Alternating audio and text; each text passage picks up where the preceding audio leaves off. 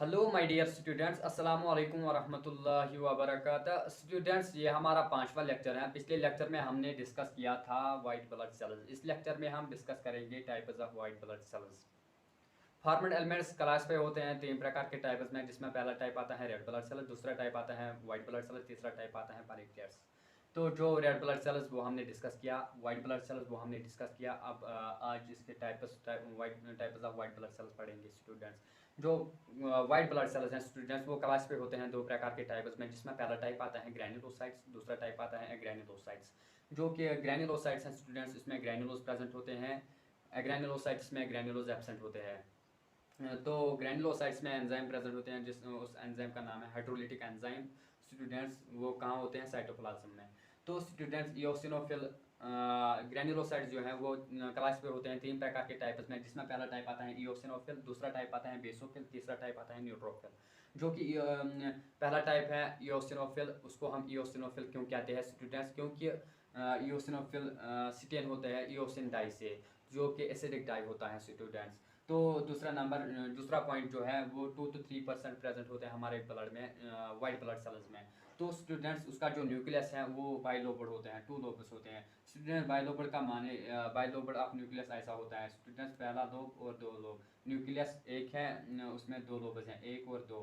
ये होता है बाइलोबड न्यूक्लियस। ये एसोसिएट होते हैं स्टूडेंट्स एलर्जिक रिएक्शन में। एलर्जिक रिएक्शन में कौन कौन सा आता है? जैसे कि अस्थमा आता है, कॉमन कोल्ड आता है, हैवी फीवर आते हैं स्टूडेंट्स। इसमें ये टेक पार्ट करते हैं इओसिनोफिल। तो स्टूडेंट्स अगर मोर number of eosinophil can cause eosinophilia. Eosinophilia किससे होता है स्टूडेंट? जब इओसिनोफिल का नंबर मोर होगा, ज़्यादा होगा, तो उससे एक इओसिनोफिल होता है स्टूडेंट्स। एक काज होता है, उस काज को हम कहते हैं इओसिनोफिलिया। तो स्टूडेंट दूसरा नंबर पे आता है बेसोफिल। बेसोफिल स्टेन होते हैं बेसिक डाई से, जिसको हम कहते हैं हेमिजाइलिन, HEMTXYLIN, हेमिजाइलिन। तो ये लीस्ट एबंडेंट होते हैं, 0.5 to 1% के रेंज में प्रेजेंट होते हैं हमारे वाइट ब्लड सेल्स में। तो स्टूडेंट न्यूक्लियस होता है 3 लोब्स। न्यूक्लियस में 3 लोब्स होते हैं, जैसे क्या ऐसा होता है स्टूडेंट्स, 1 लोब, 2 लोब, 3 लोब। ये एक न्यूक्लियस, उसमें 3 लोब्स होते हैं स्टूडेंट्स। तो ये सेक्रेट करते हैं सेरोटोनिन, हेपरिन एंड हिस्टामाइन। जो कि हिस्टामाइन है स्टूडेंट्स, वो इन्फ्लेमेशन में इन्वॉल्व होते हैं। जो कि हेपरिन है स्टूडेंट्स, वो कंटिन्यू रखते हैं ब्लड सर्कुलेशन। तो जो ये सेरोटोनिन है स्टूडेंट्स, वो इंक्रीज करते हैं ब्लड सर्कुलेशन को। तो स्टूडेंट्स ये था इओसिनोफिल। इओसिनोफिल ये था बेसोफिल। और तीसरे नंबर पे आता है न्यूट्रोफिल स्टूडेंट। न्यूट्रोफिल्स हम स्टेन करते हैं एक न्यूट्रल डाई से। उस न्यूट्रल डाई को हम कहते हैं मिथाइलिन ब्लू। क्या कहते हैं स्टूडेंट्स? Methylene blue. तो जो इओसिनोफिल को इओसिन डाई से स्टेन करते हैं। दूसरे नंबर पे आता है बेसोफिल, उसको हम बेसिक डाई से, जिसको हम कहते हैं हेमिजाइलिन। तीसरे टाइप पे आता है न्यूट्रोफिल, उसको न्यूट्रल डाई से स्टेन करते हैं। उस न्यूट्रल डाई को हम कहते हैं मिथाइलिन ब्लू। स्टूडेंट्स ये मोस्ट एबेंडेंट सेल होते हैं, जो कि 60 to 65% के रेंज में प्रेजेंट होते हैं हमारे वाइट ब्लड सेल्स में। तो ये फर्स्ट लाइन डिफेंस देते हैं स्टूडेंट। जब कोई इन्फेक्शस हमारे शरीर के अंदर एंटर होता है, वो फाइट करते हैं। जब वो इन्फेक्शन करते हैं तो यही फर्स्ट लाइन डिफेंस देते हैं। तो students if they got damage, अगर ये मर जाएंगे या डैमेज हो गए, तो स्टूडेंट्स ये एक एरिया में स्टोर होते हैं, तो वहाँ ये क्रिएट करते हैं मोर इन्फेक्शंस। तो उस इन्फेक्शंस को हम कहते हैं पस। तो पस एक क्लस्टर ऑफ डेड न्यूट्रोफिल्स होते हैं स्टूडेंट्स। हम कहते हैं cluster of CLUSTER, cluster of dead neutro. तो स्टूडेंट्स ये था ग्रैन्युलोसाइट्स के types, eosinophil, basophil, neutrophil. Eosinophil stain होते हैं इओसिन डाई से। बेसोफिल स्टेन होते हैं बेसिक डाई से, जिसको हम कहते हैं हेमिजाइलिन। न्यूट्रोफिल एक न्यूट्रल डाई से स्टेन होते हैं, उसको हम कहते हैं मिथाइलिन ब्लू। ये इसका नंबर है 2 to 3%, इसका नंबर है 0.5 to 1%, इसका नंबर है 60 to 65%। ये मोस्ट एबेंडेंट है स्टूडेंट्स। ये इसका जो न्यूक्लियस है स्टूडेंट्स, वो 2 लोब्स के होते हैं। इसका जो लोब्स हैं वो 3 लोब्स के होते हैं। इसका न्यूक्लियस होता है मल्टी लोबड होते हैं स्टूडेंट्स।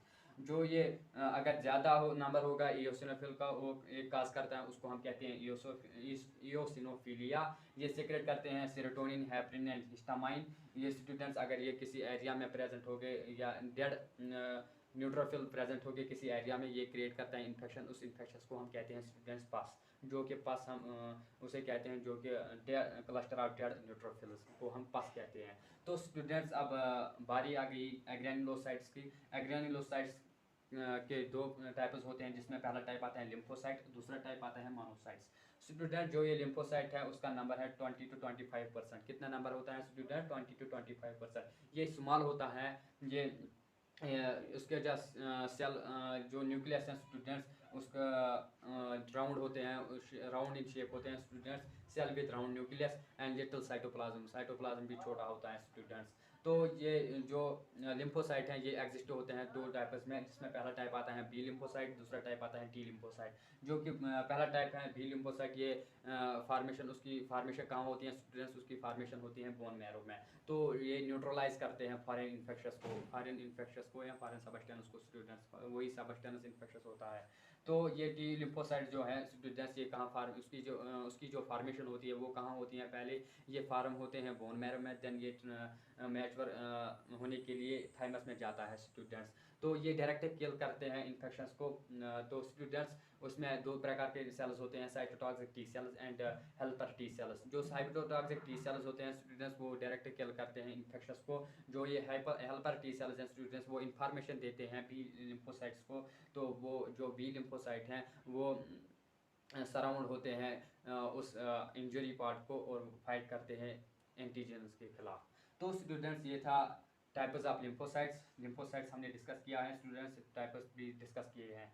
तो अब डिस्कस करेंगे मोनोसाइट्स किसे कहते हैं स्टूडेंट। जो ये मोनोसाइट्स हैं स्टूडेंट्स, ये लार्ज होते हैं, मोस्ट एबंडेंट होते हैं स्टूडेंट्स। तो इसका जो शेप है वो एमोबाइड इन शेप होते हैं स्टूडेंट्स। जिस तरीके से एमोबा का शेप है, इसी तरीके का शेप मोनोसाइट्स को से होते हैं। तो स्टूडेंट्स उसका जो न्यूक्लियस होता है स्टूडेंट्स, वो हॉर्स शो शेप पर न्यूक्लियस होता है। जिस तरीके से ये घोड़े का पैर होता है स्टूडेंट्स, उसी तरीके का शेप न्यूक्लियस का शेप होता है मोनोसाइट्स में, हॉर्स शो शेप पर students. They are microphages. When ये स्टूडेंट्स एंटर होते हैं कहाँ? टिश्यू में, ये माइक्रोफेजस बनते हैं, मतलब कि लार्ज बनते हैं। तो ये माइक्रोफेजस एंगल्फ करते हैं बैक्टीरिया को। तो स्टूडेंट्स उसका जो नंबर है वो 6 to 8 नंबर होते हैं स्टूडेंट्स। लिम्फोसाइट्स और मोनोसाइट्स का जो नंबर है वो स्टूडेंट्स 6 to 8% होते हैं। तो जो लिम्फोसाइट्स का नंबर है स्टूडेंट्स वो 20 to 25% होते हैं। जो इयोसिनोफिल का नंबर होता है वो 2 to 3% का नंबर होता है। जो बेसोफिल्स का नंबर होता है वो 0.5 to 1% के रेंज में प्रेजेंट होता है। जो न्यूट्रोफिल्स का ये नंबर होता है स्टूडेंट, वो 60 to 65 के रेंज में प्रेजेंट होता है। तो स्टूडेंट्स ये था आज का discussion types of white blood cells का। तो अगले लेक्चर में हम प्लेटलेट्स डिस्कस करेंगे। तो तब तक के लिए खुदा हाफिज़।